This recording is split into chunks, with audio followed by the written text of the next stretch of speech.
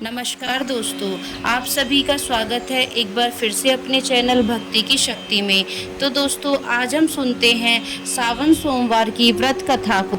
मृत्यु लोक में भ्रमण करने की इच्छा करके एक समय श्री भूतनाथ भगवान भोलेनाथ माता पार्वती के साथ मृत्यु लोक में पधारे।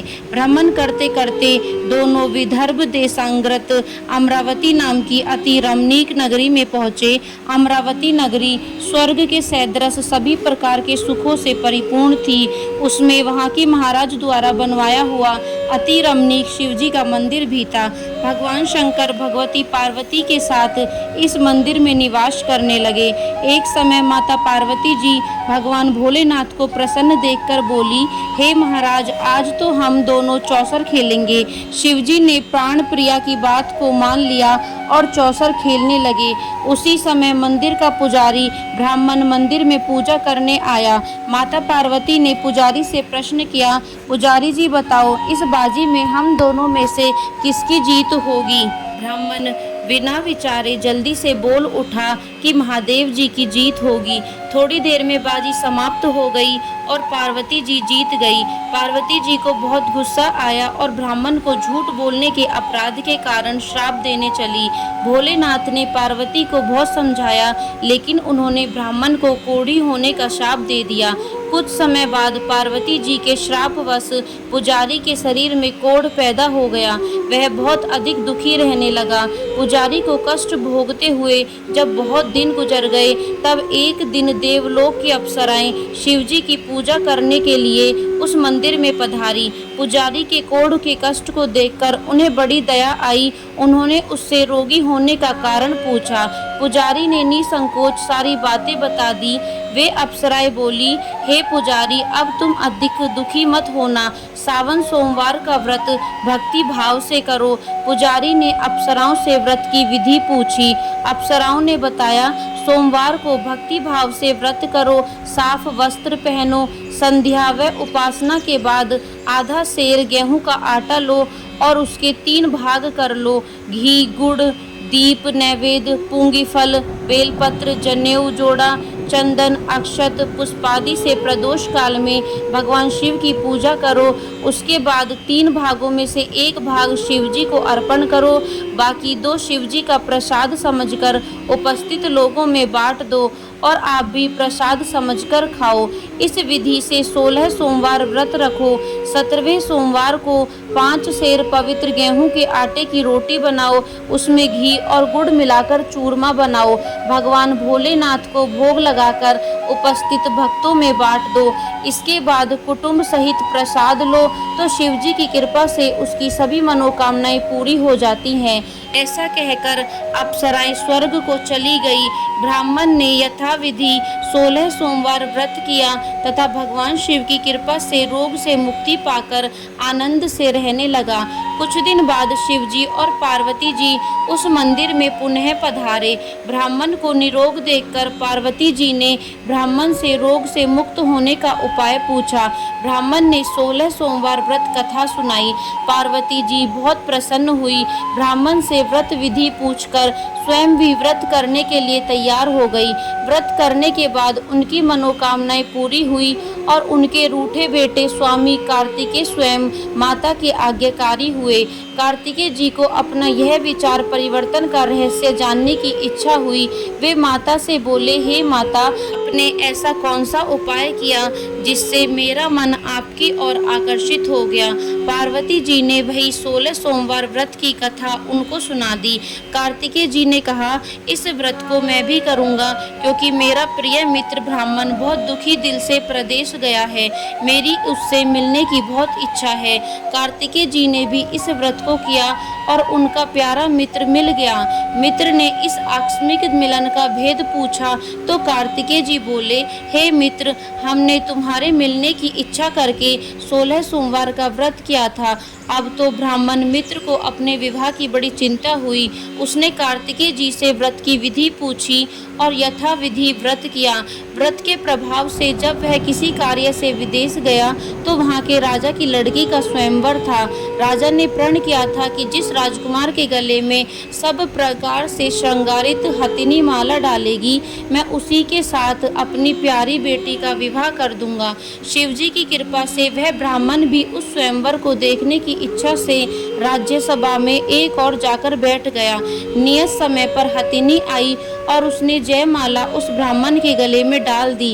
राजा ने अपनी प्रतिज्ञा के अनुसार बड़ी धूमधाम से अपनी कन्या का विवाह उस ब्राह्मण के साथ कर दिया और ब्राह्मण को बहुत सारा धन और सम्मान देकर संतुष्ट किया। ब्राह्मण सुंदर राजकन्या पाकर सुख से जीवन व्यतीत करने लगा।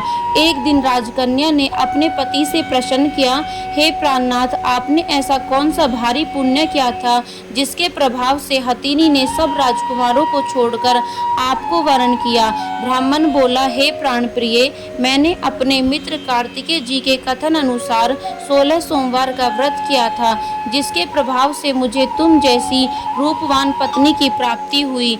इस व्रत की महिमा सुनकर राजकन्या को बड़ी हैरत हुई। वह भी पुत्र की कामना करके इस व्रत को करने लगी। शिवजी की दया से उसके गर्भ से एक अति सुंदर, सुशील, धर्मात्मा और विद्वान पुत्र उत्पन्न हुआ।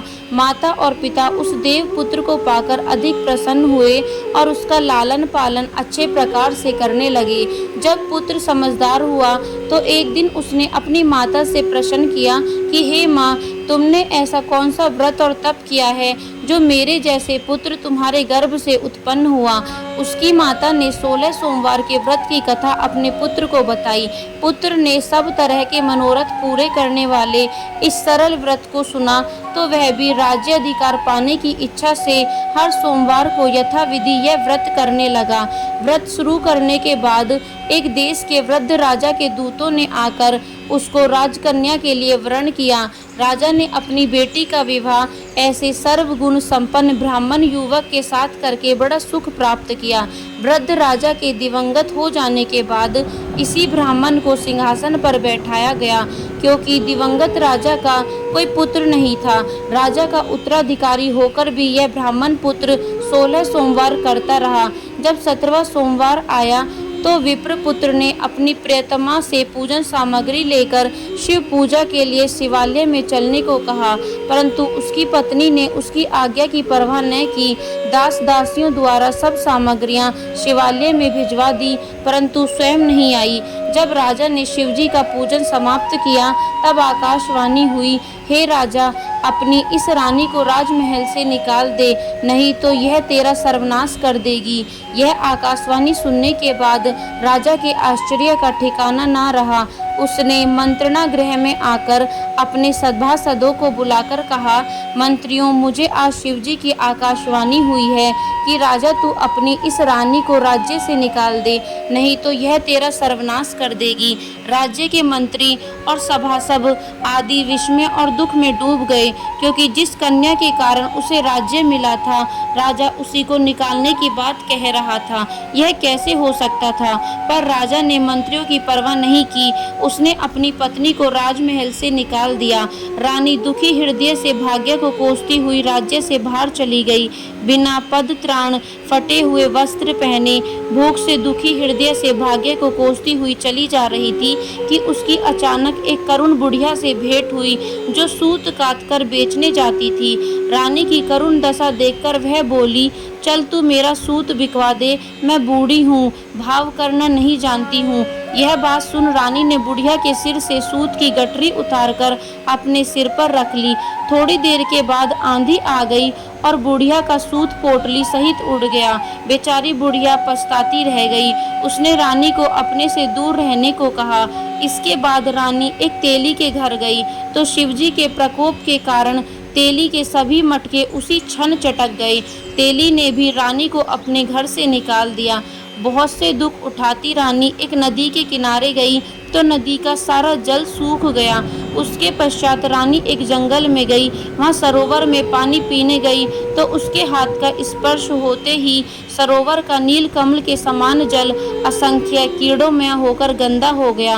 रानी ने भाग्य पर दोष रोपण करते हुए उस जल को पीकर पेड़ की शीतल छाया में विश्राम करना चाहा, परंतु वह जिस पेड़ के नीचे विश्राम करती, उस पेड़ के पत्ते तुरंत टूटकर गिर जाते थे। वन, सरोवर, जलाशय की ऐसी दशा देख गौ चराते ग्वाले ने अपनी गुसाई जी से, जो उस जंगल में स्थित मंदिर में पुजारी थे, उनको यह बात बताई। गुसाई जी के आदेश अनुसार ग्वाले रानी को पकड़कर गुसाई जी के पास लाए। रानी की मुख कांति और शरीर शोभा देख गुसाई जी जान गए कि यह अवश्य ही कोई विधि की गति की मारी हुई कुलीन स्त्री है। पुजारी रानी से कहने लगे, पुत्री, मैं तुमको अपनी पुत्री के समान रखूंगा। तुम मेरे आश्रम में आकर रहो, मैं तुम्हें किसी प्रकार का दुख नहीं होने दूंगा। गुसाई जी के वचन सुनकर रानी को धीरज हुआ। वह आश्रम में रहने लगी। रानी जो भोजन बनाती उसमें कीड़े पड़ जाते, जल भरकर लाती तो उसमें भी कीड़े पड़ जाते। रानी की यह दशा देख गुसाई जी बड़े दुखी हुए और रानी से बोले, हे पुत्री, तुम्हारे ऊपर कौन से देवता का प्रकोप है जिससे तुम्हारी ऐसी हालत हुई है। पुजारी जी की बात सुनकर रानी ने शिवजी महाराज के पूजन का बहिष्कार की बात बताई। तो पुजारी जी शिवजी महाराज की अनेक प्रकार से स्तुति करते हुए रानी से बोले कि पुत्री, सब मनोरथ पूरे करने वाले 16 सोमवार व्रत को करो, उसके प्रभाव से इस कष्ट से मुक्त हो सकोगी। गुसाई जी की बात मानकर रानी ने 16 सोमवार व्रत किए। 17वें सोमवार को विधि विधान सहित पूजन किया। उस पूजा के प्रभाव से राजा के हृदय में विचार आया कि रानी को गए हुए बहुत समय बीत गया है, न जाने कहाँ कहाँ भटकती होगी, उसे ढूंढना चाहिए। यह सोचकर रानी को तलाश करने के लिए राजा ने चारों दिशाओं में दूत भेजे। वे दूत रानी को तलाश करते हुए गुसाई जी के आश्रम में पहुंचे। वहां रानी को पाकर उनसे रानी को अपने साथ ले जाने का आग्रह करने लगे, परंतु गुसाई जी ने मना कर दिया। दूत चुपचाप वापस लौट आए और राजा को रानी का पता बतलाया। रानी का पता पाकर राजा गुसाई जी के आश्रम में गए और उनसे कहा, महाराज, जो देवी आपके आश्रम में रहती है वह मेरी पत्नी है। शिवजी के प्रकोप के कारण मैंने उसको त्याग दिया था। अब मैं भोलेनाथ की कृपा से उसे लेने आया हूँ। कृपया मुझे अपनी पत्नी को साथ ले जाने की आज्ञा दें। यह सुनकर गुसाई जी बड़े प्रसन्न हुए। उन्होंने रानी को राजा के साथ जाने की अनुमति दे दी। राजा बड़ी प्रसन्नता से रानी को महल में लेकर आया। सारे राज्य में उत्सव मनाया गया और चारों तरफ प्रसन्नता की लहर दौड़ गई। सारी प्रजा ने अपनी रानी के आने पर खुशियां मनाई। राजा और रानी फिर नियम पूर्वक 16 सोमवार के व्रत का पालन करते हुए बहुत समय तक आनंद पूर्वक भूलोक पर निवास करते रहे। अंत समय में दोनों को मोक्ष की प्राप्ति हुई। इस प्रकार जो मनुष्य 16 सोमवार के व्रत को श्रद्धा पूर्वक करता है, उसकी सभी मनोकामनाएं भगवान शिव जी की कृपा से पूर्ण होती हैं और उसे मोक्ष की प्राप्ति होती है। तो दोस्तों, यह थी 16 सोमवार व्रत कथा। यदि वीडियो आपको पसंद आई हो तो चैनल को सब्सक्राइब करना बिल्कुल ना भूलें और वीडियो को लाइक एंड शेयर जरूर करें।